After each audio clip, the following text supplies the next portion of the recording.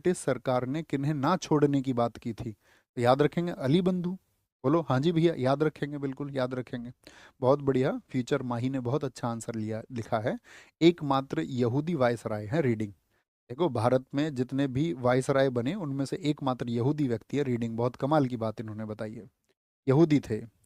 तो गांधी जी ने कहा भाई मीटिंग की डेट पहले बताओ, पहले तो तुम लोग बाद में कुछ करते नहीं हो, फिर झूठ बोल देते हो, तो मीटिंग की डेट बताओ तुम पहले। ठीक है, तो हम तुम्हारी बात का स्वीकार करें। और वेल्स के जितने भी बंदी हैं उसमें अली बंधु भी छोड़े जाने चाहिए, क्योंकि गांधी जी खिलाफत को भी तो आपका प्रमोट कर रहे थे। तो ब्रिटिश सरकार इस पर नहीं मानी, और ये सब प्रस्ताव क्या हुए फिर कांग्रेस के द्वारा क्या है, ठुकरा दिए गए, ठुकरा दिए गए। तो इस सब चीज़ों का कहाँ पर फिर आपका कलकत्ता में भी विद्रोह हुआ, कलकत्ता में विरोध हुआ, कलकत्ता में भी गिरफ्तारी हुई, कलकत्ता में विरोध, opposition in, opposition in Calcutta. और यहाँ पर जो कलकत्ता में विरोध में जो गिरफ्तारी हुई थी, वो सी आर दास की गिरफ्तारी हुई। इनकी बात गिरफ्तारी हुई थी चितरंजन दास। लिख लेना दोस्त, ये सुभाष चंद्र बोस जी के राजनीतिक गुरु थे, चितरंजन दास। चितरंजन दास, देशबंधु चितरंजन दास, और आपका अबुल कलाम आजाद, अबुल कलाम आजाद।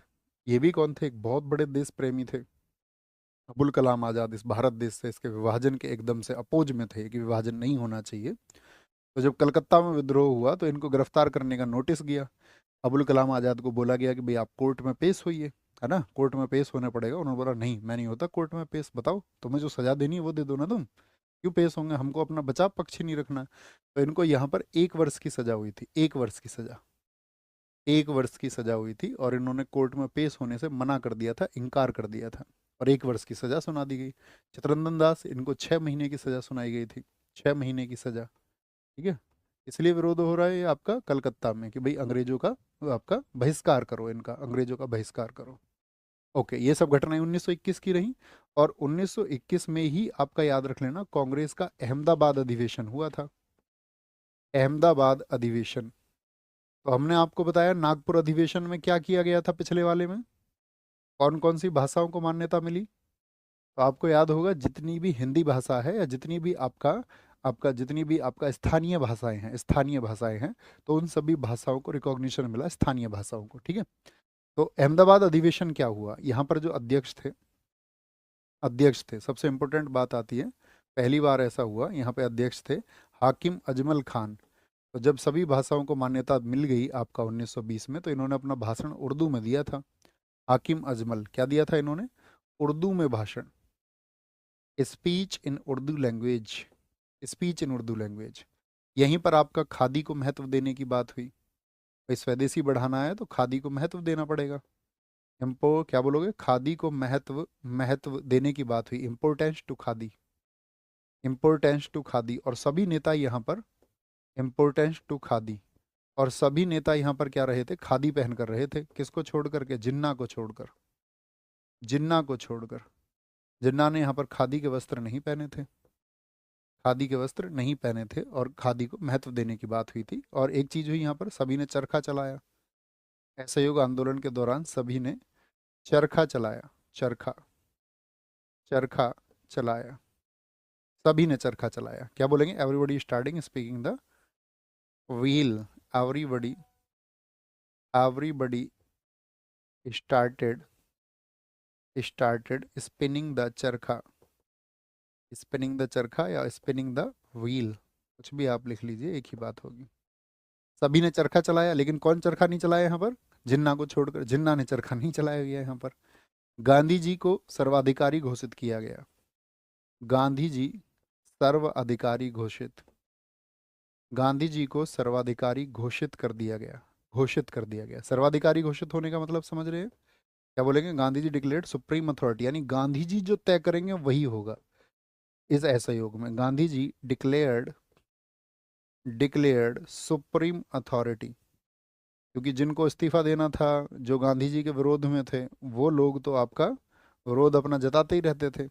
लेकिन बाकी जो था, बहुमत से सब लोगों ने माना कि भाई गांधी जी इस आंदोलन के सर्वाधिकारी हैं, गांधी जी जो कहेंगे, ठीक है, गांधी जी जो कहेंगे वही सर्वमान्य होगा, और यहाँ पर गांधी जी को सर्वाधिकारी चुन लिया गया। फिर क्या होता है इसके बाद में, सबसे इंपॉर्टेंट डेट आती है 1 फरवरी 1922। लिखना, 1 फरवरी 1922 को सविनय अवज्ञा की बात की। सविनय अवज्ञा की बात, सविनय अवज्ञा की बात बात बात गांधी जी ने की। गांधी जी, गांधी जी ने की, गांधी जी ने की। ठीक है। अब देखो सविनय अवज्ञा का मतलब यहाँ लिख लीजिए, Gandhi ji talked about the civil disobedience on 1 February 1922। ये क्यों, ये बीच में कहाँ से आ गया सविनय अवज्ञा? आप तो पढ़ते हैं सविनय अवज्ञा आंदोलन तो 1930 में शुरू हुआ था भैया। तो यहाँ पर हम ये नहीं बता रहे हैं आपको सविनय अवज्ञा आंदोलन शुरू हो गया था, हम बता रहे हैं सविनय अवज्ञा की बात गांधी जी ने की। Gandhi ji talked about the civil डिसओबिडेंस। तो गांधी जी क्या कहते थे इसमें कि भाई ब्रिटिश सरकार पर जो दबाव बनना चाहिए था असहयोग का, वो नहीं बन पा रहा है। कितने दिन हो चुके हैं आंदोलन को चलते हुए, जरा बताइए। 1 अगस्त से शुरू हुआ है। तो आप कहेंगे भैया अगर हम बात करें आपका मोटे तौर पर लगभग 5 महीने हो चुके हैं, या 5 क्या 6 महीने हो चुके हैं। 1 अगस्त को शुरू हुआ तो 5 और 1 6 महीने पूरे हो चुके थे, और 1 वर्ष की बात गांधी जी ने की थी। तो गांधी जी ने कहा कि बहुत बहिष्कार के बाद में भी आपका अंग्रेज सरकार पर जो दबाव बनना चाहिए सही तरीके से, वो दबाव नहीं बन पा रहा है। ब्रिटिश सरकार अभी झुक नहीं रही है। तो एक काम किया उन्होंने, सविनय अवज्ञा। सविनय अवज्ञा का मतलब है कि जो आपका कर है, टैक्स है, जो लगान है, वो भी देने इस ब्रिटिश सरकार को बंद कर दो। पहले देखो हमने विरोध बताया तो आपको ये नहीं बताया कि टैक्स देने बंद कर दो, या आपका जो लगान है, आपका किसानों को जो लगान दिया उसको बंद कर, उसकी बात नहीं की थी। तो जैसे ही गांधी जी ने यहाँ पे सविनय अवज्ञा की बात की, किसके बारे में, कि भाई जो टैक्स है, टैक्स है वो नहीं देना है आपका। ठीक है। कर को नहीं देना, लगान जो भी रेवेन्यू वसूला जाता था वो नहीं देना है। तो बहुत सारे लोगों ने तो बंद कर दिया एकदम से। बोले ठीक है, गांधी जी बोल रहे टैक्स नहीं देंगे तो ठीक है नहीं देंगे।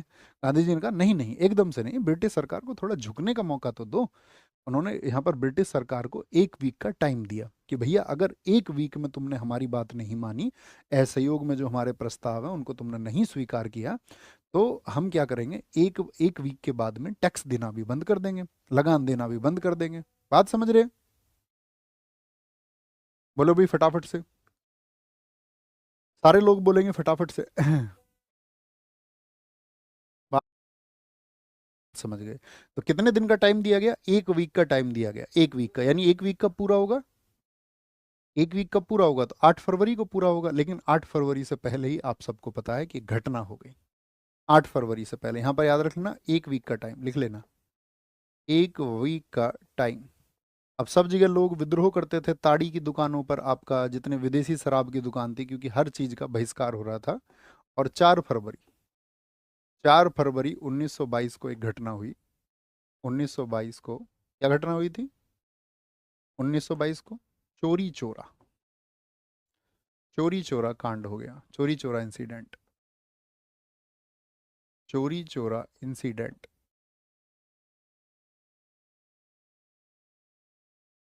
चोरी चोरा इंसिडेंट, चोरी चोरा इंसिडेंट हो गया। 4 फरवरी, इसकी डेट को कई बार 5 फरवरी लिखी रहती है। 5 फरवरी, जो कि एक मतलब स्पेक्ट्रम जैसी किताबों में या बहुत सारी किताबों में वो डेट गलती से लोगों के अंदर आपका चली गई। बहुत जगह पर लिखा हुआ है ना। बहुत बढ़िया, बहुत बढ़िया। ठीक है, याद रखेंगे इसको। कहाँ पर हुई थी ये घटना, 4 फरवरी याद रखना। ये घटना कहाँ पर हुई थी, ये घटना हुई थी आपका गोरखपुर में। और गोरखपुर कहाँ पर पड़ता है आपका, दिल्ली पुलिस ने इसको उत्तर प्रदेश नहीं पूछा था, इसको लिखा हुआ था संयुक्त प्रांत। उस समय पर यूपी का नाम होता था संयुक्त प्रांत, यूनाइटेड प्रोविंस, यूनाइटेड प्रोविंस। और आज आप लिख लेंगे, यूपी भी लिख लीजिए, यूपी। यूनाइटेड प्रोविंस में ये घटना हुई थी, उस समय इसको संयुक्त प्रांत कहते थे। तो दिल्ली पुलिस ने बड़ा अच्छा क्वेश्चन पूछा था कि चोरी चोरा जो आपका इंसिडेंट हुआ था वो कहाँ पर हुआ था। तो उसमें क्वेश्चन यही थे, वो पूर्वी प्रांत में हुआ था, पश्चिम प्रांत में हुआ था आपका, या आपका संयुक्त प्रांत में हुआ था, दक्षिण प्रांत में हुआ था, इस तरह से क्वेश्चन पूछ लिया था। ठीक है, बोलेंगे जी आज एक बार। सर आज 2 साल में पहली बार कमेंट किया, नहीं करना था, नहीं करना था। खुद को रोक के रखना है, रोक के, होल्ड करके। अभी तो पता चलेगा तुम्हारे अंदर कितनी ताकत है, नहीं तो कमजोर सिद्ध हो जाओगे फिर तो। तो गोरखपुर संयुक्त प्रांत, जो खुद को होल्ड नहीं कर पाते वो सब कमजोर हैं। और इस आंदोलन का जो नेतृत्व किया था, याद रखना, नेतृत्व जो लीडरशिप थी, लीडरशिप यहाँ पर जो भीड़ थी उसका नेतृत्व कर रहे थे भगवान अहीर। अब ये सब लोग क्या कर रहे थे यहाँ पर, जो आपका विदेशी शराब की दुकानें थी उसके सामने धरना दे रहे थे। उन सब व्यापारियों ने अपील की वहाँ पर थाने में, चोरी चोरा के थाने में, कि भाई इस भीड़ को हटाओ यहाँ से। अब ब्रिटिश प्रशासन में भीड़ में जो आपका दरोगा जी आ गए वहाँ पर, दरोगा जी का नाम था गुप्तेश्वर सिंह। गुप्तेश्वर सिंह दरोगा आकर के उन्होंने बोला कि भीड़ जाओ। अब तो भीड़ काहे को जाएगी, भीड़ तो आपका आपका विद्रोह करने के लिए आई थी।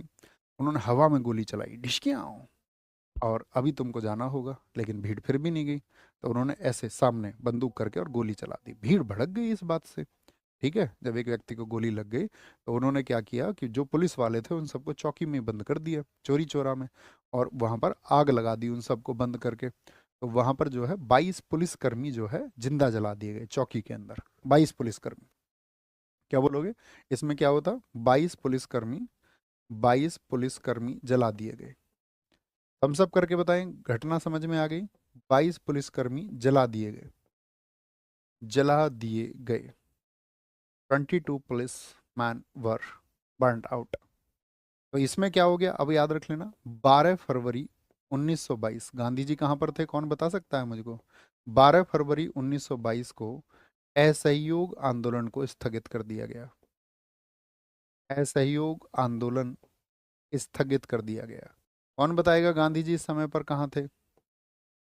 Non cooperation movement was postponed on 12 फरवरी 1922। 1922, बहुत बढ़िया। कई साथियों ने लिखा बारदोली गुजरात में थे, और एकदम सही आंसर है। क्या बोलोगे यहाँ पर, गांधी जी इस समय पर कहाँ थे? लिख लेना जिनको ना जानकारी हो। गांधी जी इस समय पर आपका गुजरात में थे, और उनको एक पत्र के माध्यम से इस घटना के बारे में पता चलता है। तो वो एकदम से कहते हैं कि भैया इसको तो अभी इसमें हिंसा हो गई है, अब इसको बंद कर देना चाहिए। Postponed the non cooperation movement, NC movement लिख लीजिए, मूवमेंट। तो लोगों ने एकदम से गांधी जी का विद्रोह कर दिया। देखो गांधी जी का क्या मकसद क्या था। अच्छा आप मुझे बताइए, कभी भी आंदोलन होगा, जब क्रांति की बात होगी, परिवर्तन की बात होगी बड़े स्तर पर, तो लोगों की जान जाएंगी या नहीं जाएंगी? आप क्या मानते हैं, जानी चाहिए या नहीं? ठीक है, लोगों की जान नहीं जानी चाहिए, ये मत हम सबका हो सकता है, लेकिन जाने जाती हैं। जब कहीं भी, जब आपका साथी, चाहे आप कहीं भी दुनिया में कहीं भी क्रांति को आप देखिए, जब बड़े स्तर पर एक क्रांति हुई है, तो अगर यदि आप उन घटनाओं को रोक लेंगे, अगर आप एकदम से परिवर्तन चाहते हैं, तो एकदम से परिवर्तन नहीं होगा, है ना। अगर इस तरह की घटनाएं नहीं होंगी और इस तरह आप संवेदना रखेंगे हर एक चीज़ से, तो फिर तो क्रांति हो ही नहीं पाएगी, है ना। और वैसे भी कुल 22 लोगों की बात नहीं है, हमारे देश में 6.5 लाख लोग शहीद हुए। ऐसा तो है नहीं कि उनकी जान जाने से हम रोक पाए, तो जाने तो जाती रहीं अक्सर। तो यहाँ पर गांधी जी का क्या मानना था, लेकिन उनका पक्ष भी सुनिए। गांधी जी का मानना था कि अब इतनी बड़ी घटना हो गई है चोरी चोरा, तो ब्रिटिश सरकार अब इन सब रिवॉल्यूशनरी के साथी जो भी मूवमेंट है, इसको के लिए, इसको दबाने के लिए दमन चक्र चलाएगी। और वो जो दमन चक्र चलाएगी उसमें बहुत सारे लोग ब्रिटिश सरकार द्वारा मारे जाएंगे, बेघर किए जाएंगे, लोगों को बंदी बनाया जाएगा, तो बहुत बड़े लोगों की गिरफ्तारी होगी, बहुत सारे लोगों को ब्रिटिश सरकार द्वारा आपका कुचला जाएगा। तो गांधी जी का ये मूवमेंट था कि इससे पहले तो इसको हम, ये तीव्र हो, और इधर जनता भड़केगी तो उससे क्या है, हिंसा पैदा हो जाएगी। और गांधी जी हिंसा के खिलाफ थे, वो तो अहिंसा के पक्षधर थे। तो गांधी जी ने इसको क्या कर दिया, पोस्टपोन कर दिया। दोनों पक्ष क्लियर हैं? तो गांधी जी ने जैसे ही इसको स्थगित किया, तो यहाँ पर गांधी जी का विरोध किसने किया था, ये भी बात जानने योग्य है। विरोध करने वाले जो प्रमुख व्यक्ति थे, वो विरोध किया था आपका सुभाष चंद्र बोस ने। सुभाष चंद्र बोस थे। सुभाष चंद्र बोस जी ने एक बात कही थी, लिखना इस बात को, सुभाष चंद्र बोस जी ने, इन्होंने गांधी जी के इस स्टेटमेंट को कहा था कि ये तो डिक्टेटर का फरमान हो गया, एक तानाशाह का फरमान है कि जब चाहे शुरू कर दे और तब चाहे खत्म कर दे। तो किसका, गांधी जी के फरमान को डिक्टेटर का फरमान, गांधी जी के असहयोग आंदोलन के खत्म करने की बात को डिक्टेटर का फरमान किसने कहा था? वो सुभाष चंद्र बोस ने कहा था। क्या कहा था इन्होंने? डिक्टेटर का फरमान, डिक्टेटर का फरमान, ऑर्डर ऑफ ए डिक्टेटर। और एक व्यक्ति थे यहाँ पर, मोतीलाल नेहरू, एमएल नेहरू, मोतीलाल नेहरू। इन्होंने क्या कहा था? इन्होंने कहा था कि भाई अगर मान के चलो कन्याकुमारी के किसी गांव में किसी व्यक्ति से कोई अपराध हो गया, कोई गलती हो गई, तो उसकी सजा